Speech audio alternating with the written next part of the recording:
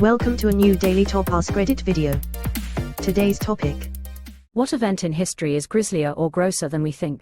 The sinking of the Britannic. Though she sunk with significantly fewer casualties than her sister ship Titanic, many of the deaths were due to the fact that the lifeboats were prematurely launched while the ship was still moving, which resulted in some of the lifeboats being sucked into the propellers, instantly obliterating the passengers on them. As gross as that sounds, that would make a great scene in a movie. I mean, if Cameron can chuck a guy off a sinking Titanic and thonks himself off the propeller into a spin, I mean, come on, we all love that. More propeller death. That's so sad. What's worse, instant, is probably underselling how gruesome it was. Her propellers were rotating at only 75 revolutions per minute at full throttle, which is the best case scenario. If we assume it was more like 60 revolutions per minute at the time, that's just 1 revolution per second of a huge ass propeller. So it's fully plausible that the passengers would just get severely mangled, lose a few limbs and bleed out in the ocean, fully aware of what they just went through. At least for a few seconds. The McDonald's hot coffee case. That poor woman, so many people accused her of just wanting quick cash, but she was severely burned and only asked that her hospital bills be covered. And she wasn't the first to complain. She was just the tipping point, as they had received warnings to lower their coffee temp or get better cups and lids. They did neither. Oh, and wasn't the first. I mean, there were 700 other customers who had been burned before her. She was severely burned. Even this is downplaying it. The coffee was hot enough that it fused her labia together. Jeffrey Dahmer's apartment had way worse shit than what the Evan Peters Netflix show portrayed. Enlighten us. Severed penises. There's a fucking head in the refrigerator. Cop searching Dahmer's apartment, spoken after finding a fucking head in the refrigerator. Edit. Others have pointed out it's in the documentary. I haven't seen the documentary. Pretty sure he was showering with a corpse with its chest cavity hollowed out. I wonder if he started to view them as furniture. Like, a place to put the shampoo and stuff. I get annoyed watching stuff like that sometimes. They're supposed to tell the whole story and the person being interviewed cops out with, and things too horrible to speak, or something like that. Then I read way more information somewhere else. Come on, spill the goods. You agreed to be on camera and said you'd tell the whole story. We're all there to be horrified, otherwise why would we click on it? Just once I want to hear a jumpy rural cop say, "You wouldn't believe this shit. There was a big ol' severed cock just laying on his granny's china, just as pretty as you please." Quote, "I was stalked in high school and the guy left me the grossest, scariest voicemails. They were bad enough that the LA Sheriff's Department of all places leapt into action. He went to prison for having crazy guns in his vehicle when they stopped him. I have tried probably 20 times to tell someone something he said, and never succeeded in actually saying it aloud. Some stuff really is that hard to say after you've lived it. And believe it or not, that shit is traumatic to recall if you experienced it firsthand. Sometimes just giving an overview is all you can get out." The atrocities carried out by the Imperial Army before and during WW2. Truly horrific, inhumane shit. Yes, Americans, the Russians, and the British did some ghoulish shit, but Japan's Imperial Army did next-level cruelty. The Imperial Japanese Army, IJA, and the Imperial Japanese Navy, IJN, were responsible for a multitude of war crimes leading to millions of deaths. War crimes ranged from sexual slavery and massacres to human experimentation, torture, starvation, and forced labor, all either directly committed or condoned by the Japanese military and government. Evidence of these crimes, including oral testimonies and written records such as diaries and war journals, has been provided by Japanese veterans. For example, in the aftermath of the Doolittle raid, in which the Japanese suffered 50 dead and about 400 wounded, they retaliated against the Chinese population that had assisted the Doolittle raiders when they landed, or bailed out, in China by killing over 250,000 Chinese civilians. My grandmother's first cousin was one of the raiders that was captured after the raid. They executed 3 of them and pretended to execute the others at least twice, went through the entire process of tying them to poles, blindfolds, etc. Then they were beaten regularly and starved for the next 3 years. Before the war he said he weighed 175, met him a couple times at family reunions, at one point he weighed under 80 pounds. 250,000 civilians plus 70,000 Chinese troops. I know during the rape of Nanking, there were soldiers having contests over how many people they could stab to death in one day. It was brutal, and it seems like no one cares. The Chinese remember very well. The rest of the world, not so much. They're still waiting for an apology. They'd gamble if the fetus in a pregnant woman's belly was boy or girl before cutting her stomach open with bayonets and swords while the mother was still alive, before or after raping her. I think it was a decapitation contest. First to cut off 100 heads won. My father was born in Indonesia. During WW2, his 4 siblings, himself and parents were put into work camps. He told me that before this happened they beheaded a lot of people in a rice field and made everyone watch. 2 weeks before the camps were liberated, his youngest brother died of malaria. He had a lifelong hatred for the Japanese until he died. I don't blame him. Unit 731 and the rape of Nanjing immediately come to mind.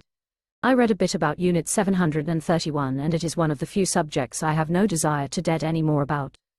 Got to a story where they were keeping sex slaves, who were also victims of horrific mutilation, burning, etc. and just left in cells to rot. Literally rot. One guy went to go and rape a woman as was standard practice, but couldn't go through with it because the smell of her decaying was so bad. Such extraordinary evil, and to this day Japan still hasn't apologized for their actions back then. They refused to acknowledge those events even happened.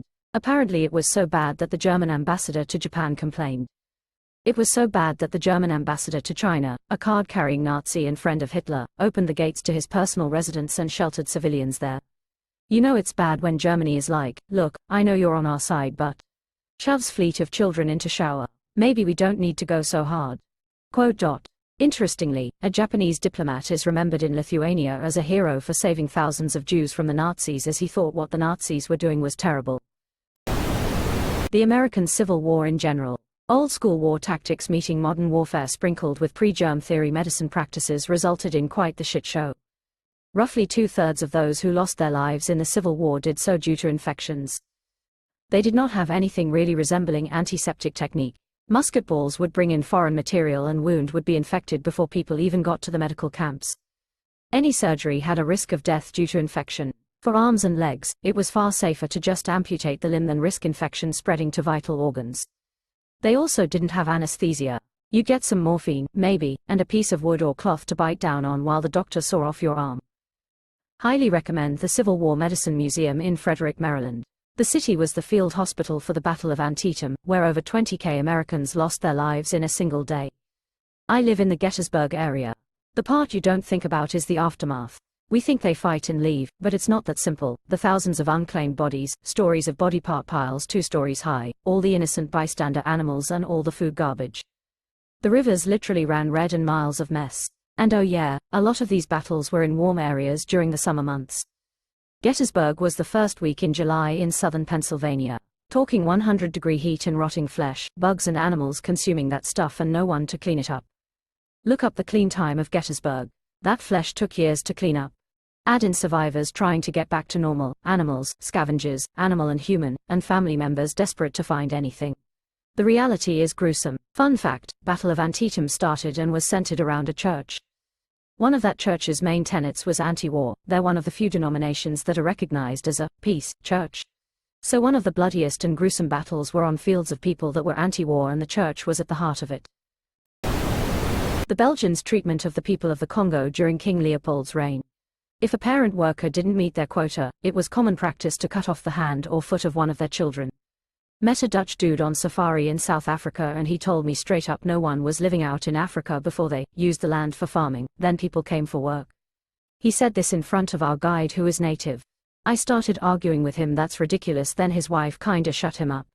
I just couldn't believe it. Claiming indigenous people don't exist is a pretty standard play from the colonial handbook. King Leopold was so brutal it actually induced the Belgian government to wrest it out of his private possession and annex it as an official colony while he was still king. Leopold was so terrible that being an official colony of a European country was considered an improvement. Vlad the Impaler. He would slowly lower you, taint first, onto a tall stake. You would feel every inch of it pushing and stabbing into your crotch, working its way into your intestines, into your chest cavity. If you were lucky you'd be dead before the shit, blood-covered pike exited through your mouth. He would do this to dozens of people all at once, with an audience that often included the loved ones of the victims. There would be a cacophony of screaming, groaning, begging, and crying. Imagine the sound and smell of 30 people simultaneously experiencing one of the worst, excruciatingly slow deaths possible. Imagine the faces of the wives and children of men having a spike slowly pressed into the dicks, taints, or arseholes. Imagine the smell of blood and shit drizzling down the spikes into the onlookers below. Imagine this happening to almost 80,000 people. He would also boil people alive, skin them, and just about every other disturbing way of killing people. One time 2 men didn't remove their hats in his presence, so he had them nailed to their heads. Upwards of 20,000 people were impaled under Vlad's direction. Mehmed II was so horrified at the sight that he turned his army around. Vlad is one of history's double-sided coins, revered as a hero in the Christian world of former Wallachia but seen as a monster by most others. He also sent troves of people infected with leprosy and bubonic plague to the encampments of the Turks as they marched on Wallachia in one of the earlier uses of biological warfare. While Vlad was certainly ruthless and terrifying, he was also an amazing tactician and led quite the defense against a much larger and superior force. Of course, ultimately he lost when his younger brother Radu betrayed him. The thing that always gets left out is that he was raised at the Ottoman court. He cribbed military strategy and torture methods from them, escaped back to Wallachia, turned their tactics against them and one-upped them. You don't get Vlad the Impaler without Ottoman atrocities first. But somehow history gives the Ottomans a pass. See this in the 1922 genocide, just to start, in spite of the fact that they were just as bad and carried on with atrocities for much longer. I heard that he was the start of the Dracula stores. His last name was Dracule.